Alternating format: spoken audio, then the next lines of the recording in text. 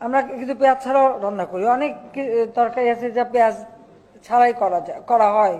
তো বেগুন দিয়ে বেগুনি না খেয়ে আরো যে সবজি সহজলভ্য আছে সেটা দিয়ে খেলেই হয়, আমরা তাই খাই। মিষ্টি কুমড়া দিয়েও খুব ভালো বেগুনি না বানায়, মিষ্টি কুমড়া দিয়েও বেগুনি বানানো যায়, সেভাবে আমরা করি, সেভাবে করা যায়।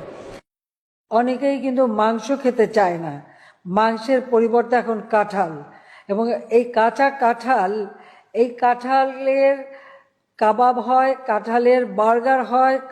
আমরা যদি 12 মাসই কাঁঠাল উৎপাদন করতে পারি, মাংসের পরিবর্তে কাঁঠালটা আমি কিন্তু করি আমাদের বাড়িতে, কাঁঠালে কাবাব করি, মাংসের পরিবর্তে কাঁঠালটা দিয়ে আমরা ওই স্বামী কাবাব বানানো বা বার্গার বানানো। কারণ এখন যেটা করতে হয় যে যখন কাঁঠালের সিজন আসে, কাঁচা কাঁঠাল একটু হলুদ দিয়ে সিদ্ধ করে ডিপ ফ্রিজে রেখে দিয়ে 12 মাস ব্যবহার করি।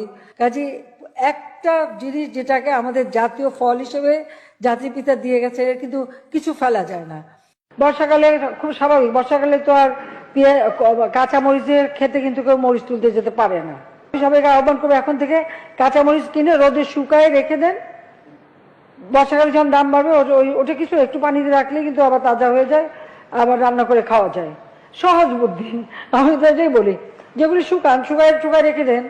টমেটো, অতিরিক্ত টমেটো হয়েছে বলছে কি করব, আমরা রোদে শুকায় রেখে দেন। পেঁয়াজেরও তাই, যখন উৎপাদন বেড়ে